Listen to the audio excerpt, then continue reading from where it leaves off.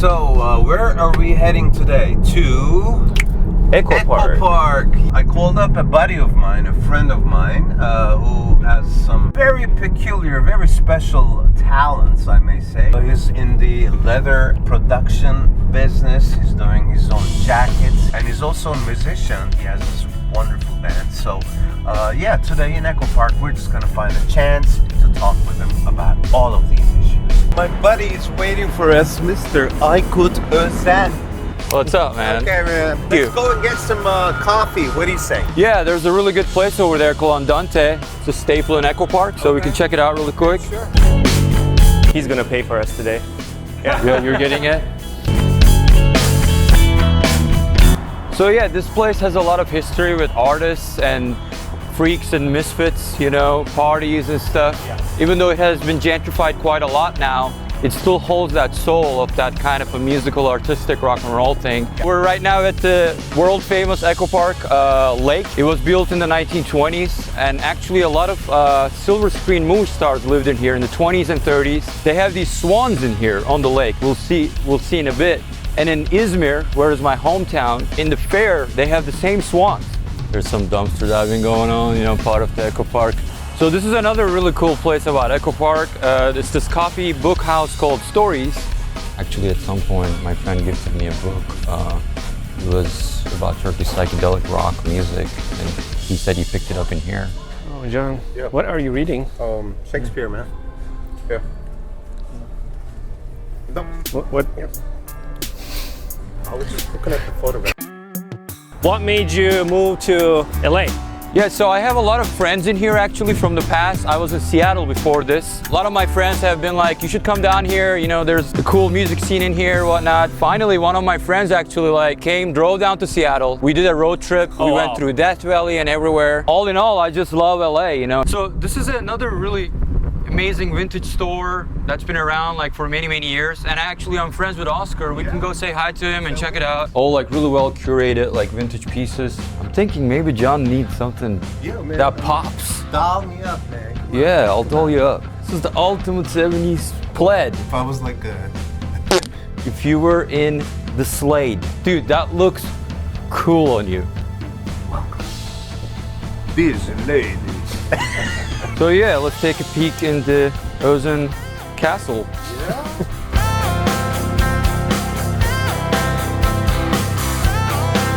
These are the jackets. I treat them like songs. So each jacket is like a different song. Yeah. You know, this is like more heavy metal. This has more Art Deco elements. that. This is my sewing machine. Everything is literally done in here. I have a small press. It's done very like old school style.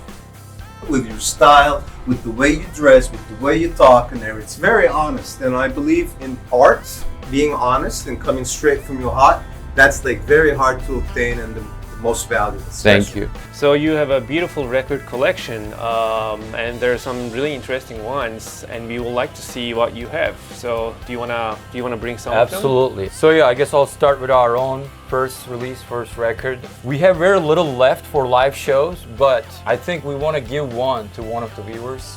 One of our viewers who can like define ÖLÜM or ÖLÜM music in like the simplest way possible, but the best way. Why don't we send a copy? That's perfect. Could you sign it as well? Absolutely, we'll sign it all. Describe the band or how we seem to you guys. I think that's a beautiful little That's a great idea. Yeah, great, man. This special Moğollar 7-inch with Cem Karaca actually was gifted to me by my friend Julian on my birthday. And then I guess after that I'll move on to this, and I think this is one of, I would say, the essential Anatolian rock record. And then, you know, of course, Edip Akbayram. Of course. This sort of stuff is incredible. People spending time, you know, you're paying money, you're loving these people, and they give you something like this. Selda in United States, so many people are aware of her. Yeah. It's insane. Incredible human, incredible voice. Of course, Erkin Koray, I would say he is the biggest rock and roll figure. Just when things can't get any better, there's another very important thing about you, which is called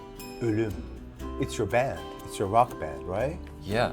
It's been a year now this band has been around, and in 1 year we such quickly like accelerated on this and everybody gets it. And we're very DIY in the sense that we curate everything as best as we can. Let's say you arrange and talk with your band members and then me and Honor, we come to one of your band rehearsals, what am I supposed to wear? Because you guys are funky looking, man. Yeah, I would feel super ordinary with my current clothes, you know, like that's. I think we can do something for you guys. Yeah? I have some ideas. Yeah.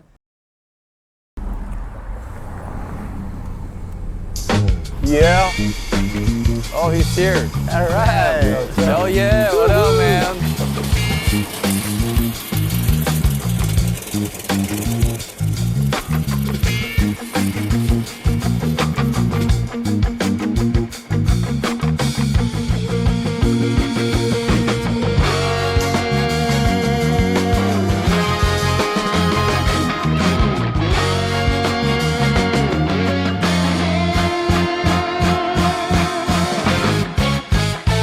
I mean, this is an incredible car. I mean, does it have a story you want to share with us? This car belonged to my great uncle, who I actually never met. From what I've been told, he was a prolific fiddle player. When he passed away, my dad bought the car from his estate. When I was a kid, this car sat in our barn. Raccoon tracks, an inch of dirt all over this car, and I got old enough to be interested in it. And I was like, what's the deal with this car? And I started fiddling around the trunk one day, and I pull out vacuum power tubes that went to a guitar amp, guitar strings, or really cool lyrics and chord sheets. So it's kind of served two musicians in a way.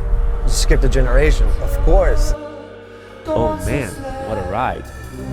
Exactly. And you know what? This is just the beginning, because now the fun stuff starts.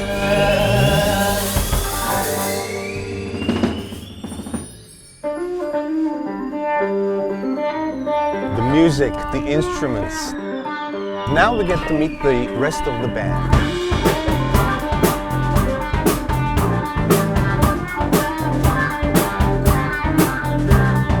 Mikey, in the year 2025, why would anybody not play some of the modern synthesizers? Just, it's not as cool. Okay, all right. So you like these big buttony instruments, heavy ones. They're just a lot funner to play, a lot less predictable. Grant, was it? And your cymbals are Istanbul? Yeah, these are actually, I stole these from my brother. Oh, good. He played in a band called Night Beats for years. and Night Beats. These are great cymbals. They're my favorite. They just get the job done. It sounds like a fucking gong. And I usually have the little beads Chain, on it. beads on, yeah. I put holes in it, but it's not mine. Foster, what do you rely on when you're playing? What your sound that you want it to be? It's all in the hand. I mean, it's the gear can do whatever it can do, but it's all in your hands. The tone and everything is in the player, you know.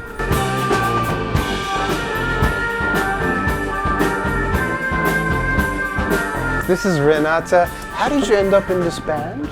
Time in December last year, they had to play an acoustic, and they needed some feeling, space, and some ambient sounds. So I joined Mikey, the keyboard player, is my roommate, and he suggested I came along and play some percussions.